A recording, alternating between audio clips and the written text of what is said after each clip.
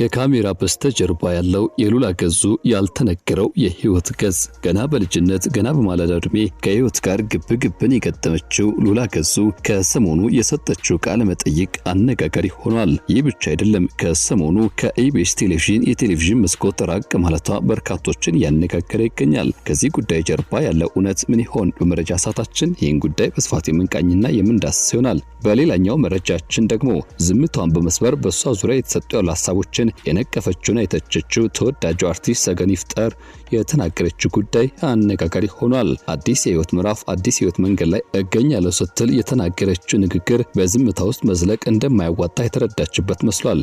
ሰገን ይፍጠር ከሰሞኑ ከፍተኛ የተባለ የጤና መታወክ ውስጥ ገብታለች፣ አሳሳቢ ደረጃ ላይ ደርሳለች የሚሉ መረጃዎች በስፋት መሰራጨታቸውን ተከትሎ ለዚህ ጉዳይ መልስ ሰጥታበታለች። ይህ መረጃ በስፋት እንቃኛለን። ውድ ቤተሰቦቻችን ይህ ኢትዮ ግሎባል 360 ኒውስ ነው። ለቻናላችን አዲስ ከሆናችሁ ሰብስክራይብ፣ ቪዲዮን ከወደዳችሁት ላይክ፣ ሼር ማድረግ እንድታበረታቱን እየጋበዝን እየጠየቅን ወደ ዝርዝሩ ገባን። ተወዳጇ የቴሌቪዥን ፕሮግራም አቅራቢና ተዋናይት እንዲሁም ሞዴል ሉላ ገዙ በቅርቡ የሰጠችው ቃለ መጠይቅ እያነጋገረ ይገኛል። በለጋ ዕድሜ ሳገባ አባቴ ተማጽኖኝ ነበር፣ ነገር ግን 2 ልጆችን እያሳደግኩ በአንድ ሳምንት ውስጥ 2 የተለያዩ ዲግሪዎችን ይዤ ተመርቄያለሁ ስትል ሉላ ገዙ ተደምጣለች። የሉላ ገዙ ያልተሰማውና ልብን የሚነካው ሚስጥር ከሰሞኑ በስፋት የተሰራጨ ይገኛል።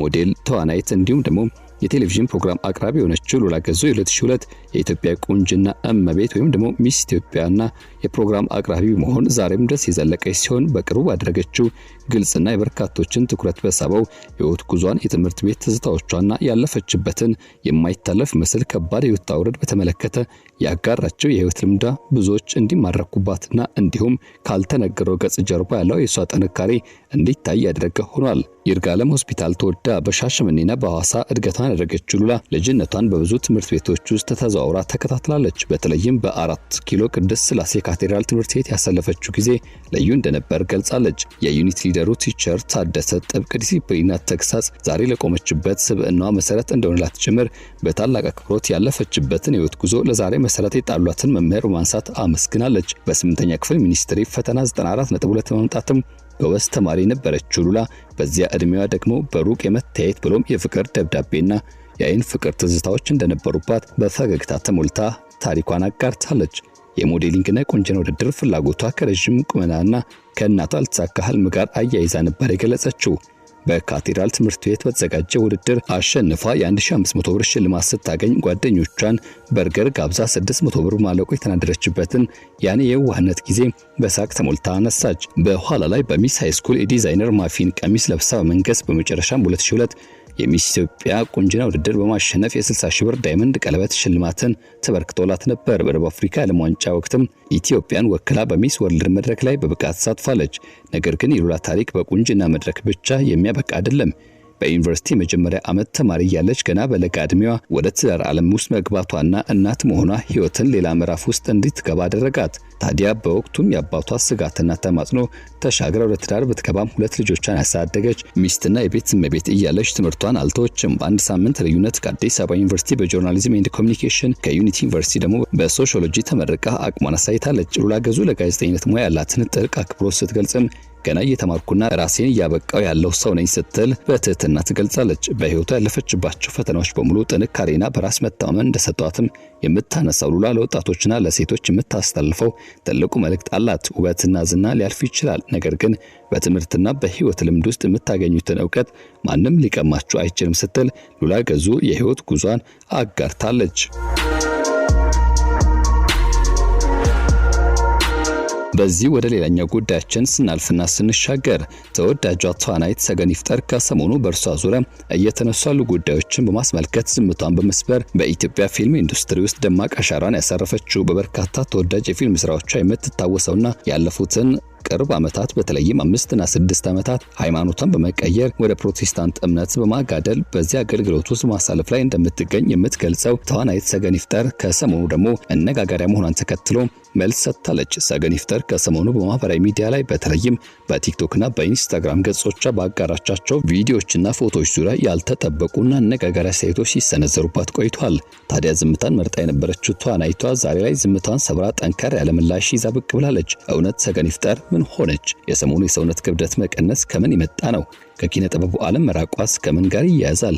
ለእነዚህ ሁሉ ጥያቄዎችና በብዙዎች ዘንድ ሲመላለሱ ለነበሩ ጉዳዮች መልስ ሰጥታለች ሰገን ይፍጠር። ሰገን ይፍጠር በኢትዮጵያ ፊልም ታሪክ ውስጥ በተለይም በሮማንቲክ ኮሜዲና በቤተሰብ ድራማ ዘውጎች ላይ የማይረሱ ገጸ ባህሪያትን ተላብሳ በመጫወት ትታወሳለች። እንደ ባልና ሚስት፣ ወደ ፍቅር፣ እውነታ እንዲሁም ደርቤ የተሰኙት ፊልሞቿ ከእርሷ በርካታ የፊልም ስራዎች መካከል በጥቂቱ የሚጠቀሱ ናቸው። በእነዚህ ፊልሞች ላይ ያሳየችው የትወና ብቃት እንድትወደድ መሰረት ሆኗታል።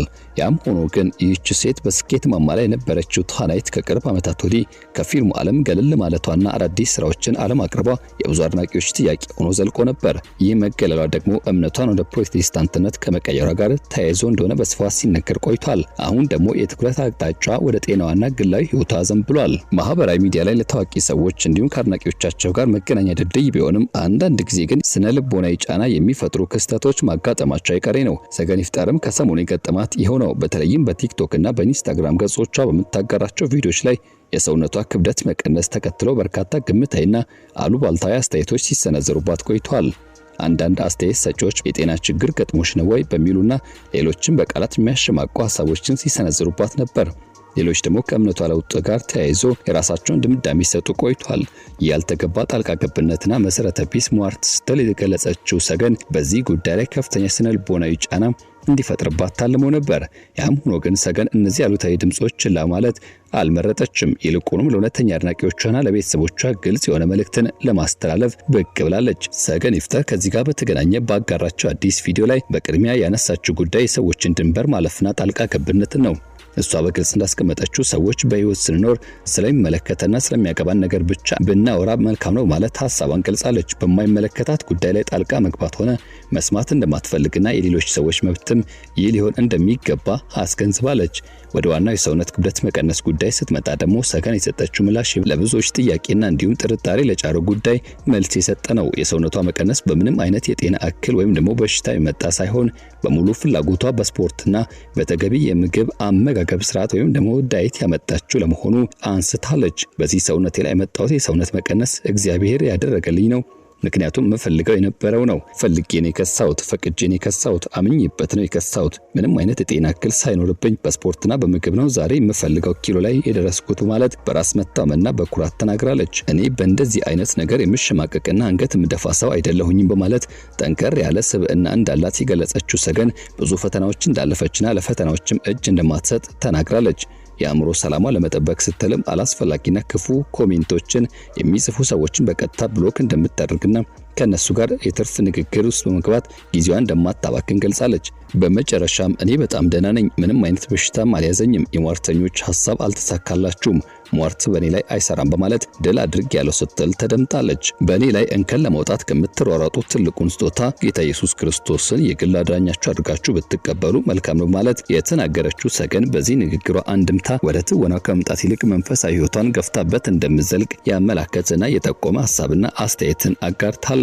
ከሚሊኒየሙ በኋላ ብቅ ካሉና በርካታ ፊልሞች ላይ በመሪ ተዋናይነት ከተሳተፉ ተወዳጅ ሴት ተዋናዮች መካከል አንዷ የሆነችው ሰገን ይፍጠር ሃይማኖት መቀየር ወደሚለው የህይወት ምዕራፍ ከገባች በኋላ ፊልሞች ላይ ስትተውን እንደቀደመው ጊዜ በበርካታ ፊልሞች በትወና ስትሳተፍ እያየናት አይደለም። ከዚያ ቀደም በሳምንት 1 እና 2 ፊልሞች ቢመረቁ በነበሩበት ጊዜ በተዋናይነት ከፊት መስመር የምናገኛት ይህች ተዋናይት ያለፉትን 5 እና 6 ዓመታት ግን ከዚያ ራቅ ማለትን የመረጠች መስሏል። ወደፊትስ ያለው መንገዷ እንዴት ባለው መልኩ ይገለጥ ይሆን?